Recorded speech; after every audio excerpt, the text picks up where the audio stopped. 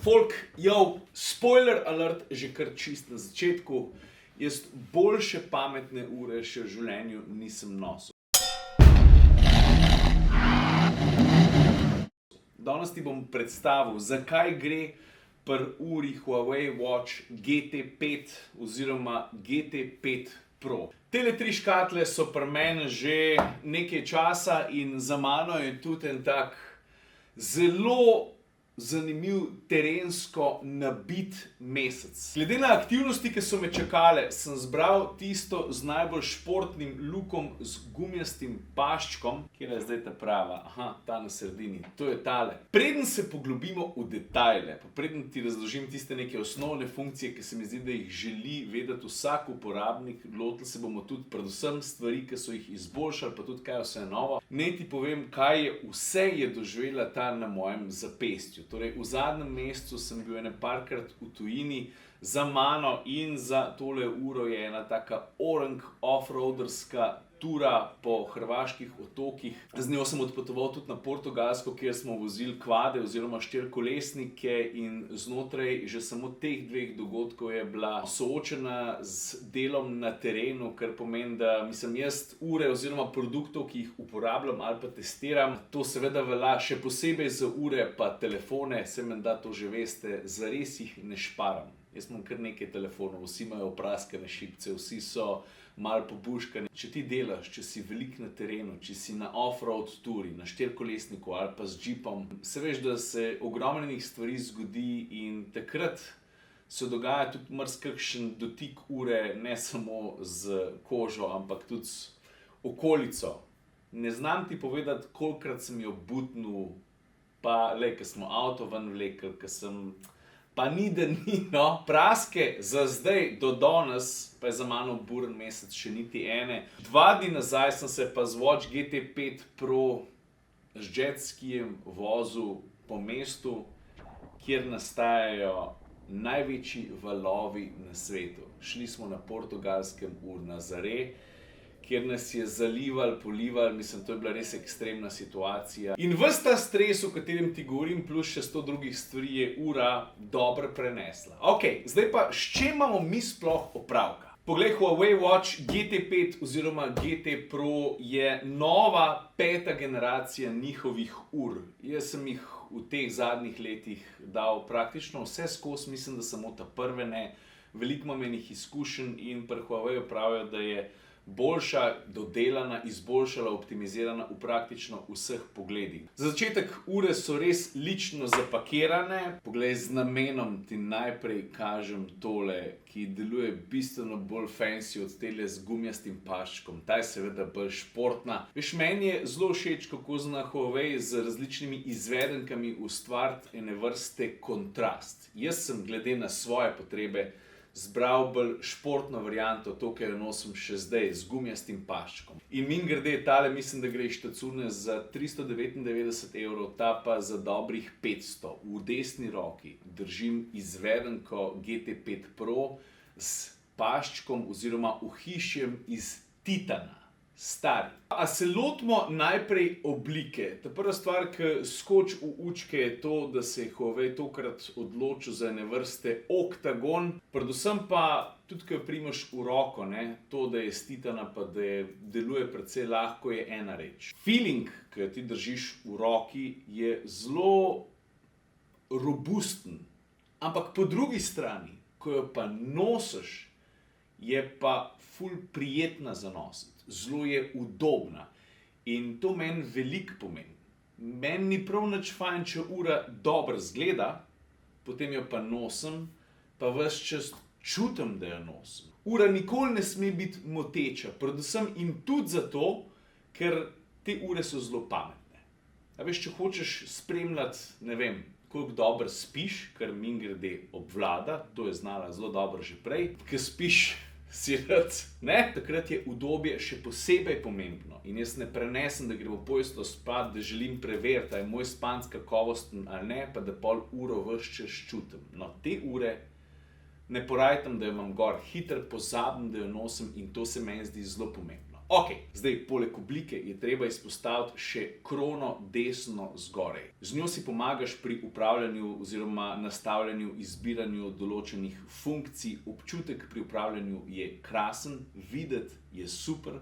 Potem je pa desno od spodaj še en gumb, katerega funkcija je prilagodljiva pri moji uri, ne pri tej. Pri tej sem si jaz recimo tukaj kot bližnjico nastavil tale, kako je že, sleep mode oziroma sleep score, da ga spremljam. Danes je bilo 73 od 100, lahko bi bilo boljše. Torej, funkcija spodnjega desnega gumba je prilagodljiva. Mimogrede, če pa pritisneš oba naenkrat, se zgodi pa print screen, to se pravi, če hočeš si nekaj zabeležiti in se ti potem ta slika prenese direktno na telefon, s katerim si seveda ves čas povezan. Jasno? Evo, vmes, ko sem pritisnil tista dva gumba, mi je telefon takoj zasvetil in imam tukaj že print screen tega, kar sem naredil. Sicer gre za osnoven meni, ampak hočem reči, da ta stvar deluje, ker mimogrede hočeš kakšno stvar zajeti, pa mogoče komu pokazati, a je to rezultat tvojega workouta ali pač karkoli se dogaja na tvoji uri, je res. Že na začetku sem omenil, da obstajata dve izvedenki v primeru moške in ženske ure, to se pravi običajna GT in GT5 Pro. Pri moški uri je tako, da je premer ure v obeh primerih 46 mm, pri damski uri gre pa za drobno razliko 1 mm. 41 mm za GT-ko in 42 mm za GT Pro. Pa mimogrede, ne vem, če tale podatek sploh paše v tale trenutek, ampak ta ura se je sposobna potopiti do 40 metrov globoko. To se mi zdi, da je orang informacija za tiste, ki ste pač radi aktivni povsod, pa da ne rabite gruntati, zdaj to lahko gre s tabo tudi na kakšno večjo globino, ali ne. Verjamem, da vas ni veliko takšnih, ki boste šli globje od 40 metrov, ampak situacija, s katero sem se srečal pa včeraj, to se pravi jet ski, 100 na uro, voda šprica, levo, desno, takrat je pa dober feeling, da veš, da je ura zelo zmogljiva tudi na tem področju. Naslednji podatek, ki se mi zdi koristen v povezavi s to uro, pa mogoče malo manj relevanten zame, je to, da je seveda ura povezana s telefonom in posledično tudi z različnimi aplikacijami. Torej, s pomočjo te ure ti lahko odpisuješ oziroma se odzivaš na sporočila, ne vem, v WhatsAppu, na Instagramu, z njo lahko pišeš tudi SMS-e, ker ti ponudi tudi, bom rekel, eno, niti ne provizorično, ampak eno luštno tipkovnico, s pomočjo katere ni sanjsko lahko tipkati, ampak neka osnovna sporočila pa lahko na uri napišeš. A ja, mimogrede, čakaj, način, kako lahko ti snamaš in ponovno dodaš pašček, je v primerjavi z nekaterimi prejšnjimi Huawei urami otročje lahko. Včasih si rabil biti tako natančen z nohtki, zdaj pa tukaj spodaj samo pritisneš en gumb in ko enkrat dobiš grif, gre pašček gor oziroma dol s takšno lahkoto. A si videl to? Da je to kar neverjetno. Mi je všeč, da je Huawei, dajmo reči, optimiziral tale način prilagajanja. To je easy peasy lemon squeezy, res. Zdaj pa, katere stvari pri tej novi uri so še pomembne? Tale Huaweijev sistem TrueSense je, pa stari, meni se zdi izjemen. Sploh za vse tiste, ki radi spremljate ali pa spremljamo različne telesne funkcije in nam je mar za zdravje.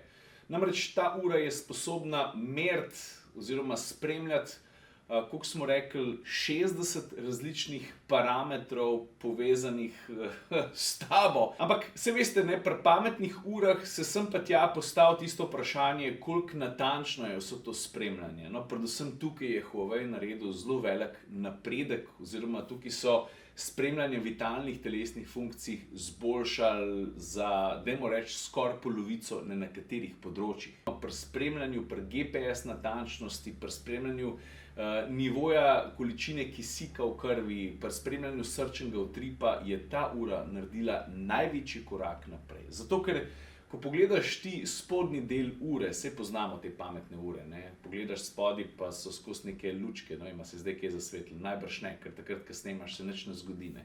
Takrat, ko pa ne snemaš, pa vse neki svet. Tukaj spodaj je kupene senzorike in včasih so ti ključni parametri. Vse to je šlo skozi 4 kanale. Zdaj pa teh kanalov, ki spremljajo to, kaj se dogaja, dobesedno v tebi ne več 4, ampak 12. A veš, kaj se meni zdi krasno? Da je Huawei prepoznal, da je to področje, na katerem se morajo izboljšati in se niso izboljšali za malo, ampak za ogromno. In to je, mislim, na ta način jih lahko samo pohvalim in to se seveda tudi pozna. A veš, že v osnovi so te izhodiščne signale, ki merijo vse, kaj se s tabo dogaja, izboljša za, koliko smo rekli, 20 do v nekaterih primerih 40%. To je ogromen. Naslednji pomemben element pri pametnih urah, ravno tako kot pri telefonih, je baterija. Zdaj, od Huaweia pametne ure so od nekdaj slovele, da so na tem področju odlične. Tudi zdaj to ni nič drugače. Ampak se veš, neke so številke na papirju. V osnovi prav Huawei,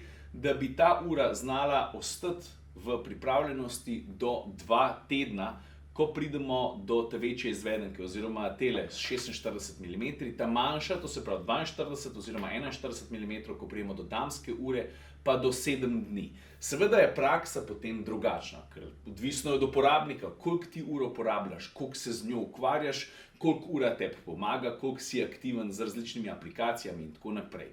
Za mojo prakso ti bom tako povedal, Jaz sploh ne vem, koliko mi je baterija držala, ker se mi zdi, da sem jo kar skozi štrom. Mislim, da sem jo polnil v povprečju enkrat na teden.